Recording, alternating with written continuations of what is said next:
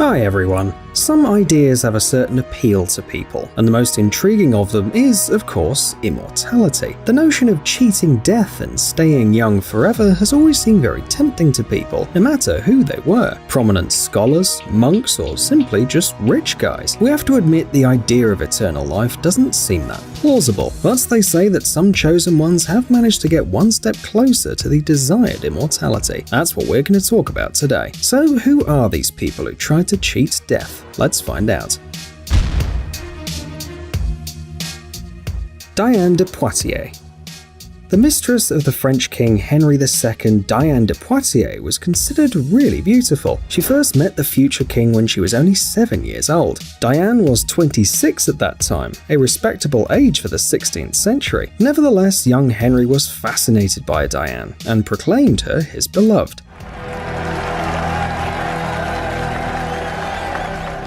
Yes, despite the difference in age, the future king fell in love with the unfading beauty of de Poitiers, and when he was proclaimed king, he made Diana his chief mistress. He married Catherine de Medici, but always listened to Diane, consulted with her on all questions, and she controlled literally everything that happened at court and beyond. Some historians believe that she's the only mistress who managed to achieve such a level of influence on the king and made everyone around her respect her power. Surprisingly, but even at 50, Diane de Poitiers was still beautiful. She was immortalized in several paintings and sculptures, and even if we assume that the artists embellished Diane's features, it still becomes clear the stories about her beauty are quite true. But how did the king's mistress manage to stay young for so long? Of course, during her life there were many rumors about it, but the real secret was revealed only several centuries after Diane's death. When French scientists dug up the remains of Diane de Poitiers in 2009, they discovered a high level of gold in her hair. And this is not just a figure of speech, meaning that Diane's hair had a golden color. Since she wasn't a queen and didn't wear a crown, scientists said that jewelry couldn't contaminate her hair or body. Therefore, experts believe that Diane used the so-called drinking gold, a special elixir based on the precious metal. At that time, people believed that it helped maintain youth and cure many diseases. There was something about the alchemy and power of the sun transmitted to the drinker. It is very likely that Diane de Poitiers was killed by her desire to look so young. Traces of mercury, which was also a component of that elixir, were discovered in her bones, and it's unlikely that the drug really helped her maintain her beauty. Most likely, Diane was just very lucky to have exceptionally good genes. Alexander Bogdanov.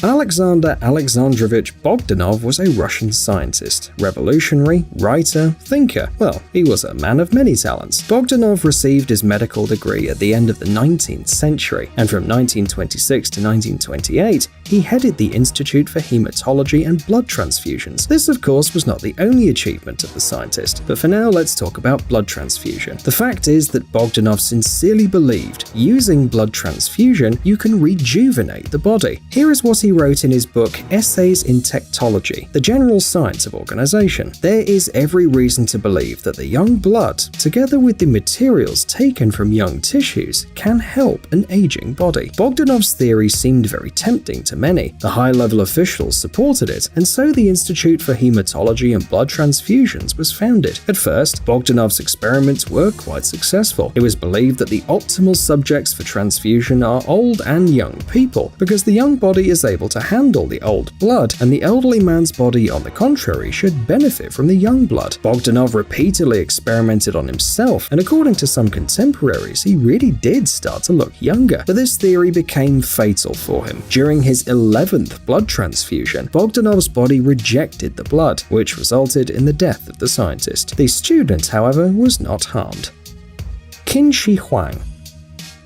Perhaps you haven't heard of this person, but you've definitely read about his legacy, or maybe even seen it with your own eyes. After all, it was Qin Shi Huang who combined the fragments of the defensive structures, creating the Great Wall of China, and he was buried along with the famous Terracotta Army. Sound familiar? In addition, this emperor created a huge national road system, well, and much more. But Qin Shi Huang was not just a strong and ruthless head of state, he was also a man obsessed with eternal life. The autocratic emperor emperor was the target of several assassination attempts, and so he was really afraid of death. Or maybe he just wanted to rule forever. Because of his obsession, the emperor was often deceived. He bought all kinds of so-called youth elixirs. Qin Shi Huang visited Shifu Island 3 times because he believed that there was a mountain of immortality there. The emperor also sent ships with hundreds of young men and women to search for this mountain. Not one of them returned. Perhaps people understood that they'd be killed if they returned with no result, and decided that it's just better to stay away from Qin Shi Huang. Forcing his best scientists to invent the elixir of immortality, the emperor burned their old books, seeing no use in them, and even executed one of the alchemists for failure. Qin Shi Huang never found the secret of eternal life and died in 210 BC at the age of 49.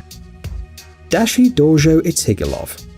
Dashi Dorjo Itigilov was born in 1852 and began his religious education at the age of 16. In 1911, he was appointed the 12th Pandido Kambo Lama of Buddhists in eastern Siberia and remained in this position until 1927. Then, according to legend, an incredible thing happened. Itigilov sat in the lotus posture, gathered the disciples and gave them instructions to visit him 75 years later. Then he asked them to read a special prayer of death, but his disciples didn't dare to utter it in the presence of a living teacher. Itigilov began to read this prayer. Gradually, the disciples joined him. According to Buddhist teachings, being in a state of meditation, Dashi Dorjo Itigilov achieved a state of nirvana. Studies of his body conducted after his death showed that the Lama's body had no signs of decomposition. There was no disgusting smell, and the cells didn't seem to be dead either. In addition, the body weight would have changed if the man was really dead. Of course, the scientists came up with several explanations, but since January 2005, any medical and biological studies of Itigilov's body have been suspended by the decision of another Kambo Lama. However, Dashi Dorjo is not the only Buddhist who plunged into deep meditation. In 2015, scientists discovered a mummified monk in Mongolia, but Buddhists claim that this is a living monk sitting in a lotus posture. He just meditates, but he remains alive. The monk's identity is unclear, although some believe that he might be a teacher of the Dashi Dorjo Itigilov. Perhaps he was able to convey to his student the secret of meditation and eternal life.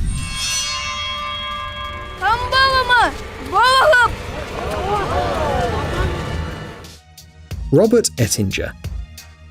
And finally, let's have a look at the modern, and perhaps the most realistic, way to achieve immortality. It was designed by Robert Ettinger, an American academic who has gained worldwide fame as the father of cryonics. Robert Ettinger was born in 1918 in Atlantic City in a Jewish family of immigrants from Russia. He studied at Wayne State University, where he received 2 degrees in physics and mathematics. When he was a kid, Ettinger believed that scientists would soon learn the secret of eternal youth, but the older he became, the more clearly he realized that this would not happen anytime soon. Then, the scientist came up with a brilliant idea. If people haven't learned yet to live forever, perhaps this knowledge will become available in the future. The only thing left to do is wait for it. And to do this, you need to preserve your body. By 1960, the 42-year-old Ettinger, who'd been actively consulting with biologists and physicians all this time, came up with sufficient scientific justification for his idea. Soon, he outlined it in the book, The Prospect of Immortality, which got a lot of attention from people. Before the book, people were not particularly interested in cryonics,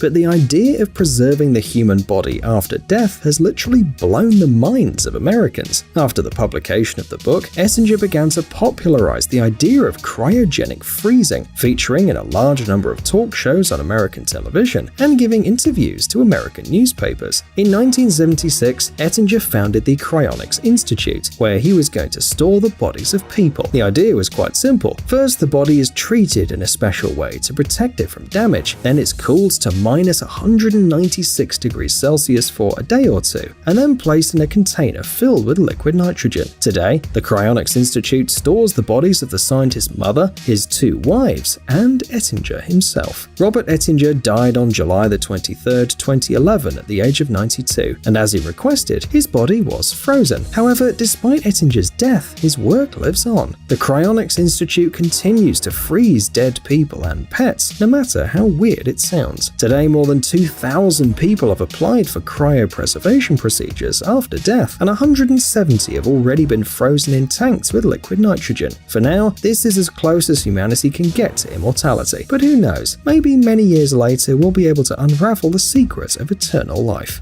If you aren't frozen, if you're buried or cremated, then you're done. You're gone. If they think about it enough, they'll say, well, I'll take that chance. Psst, dude, are you looking for new technologies and great gadgets? Are your thoughts focused on the future? Do you love huge vehicles and can't imagine your life without robots around you? Then visit TechZone and you'll find all this and more. The link is in the description. You interested? Great.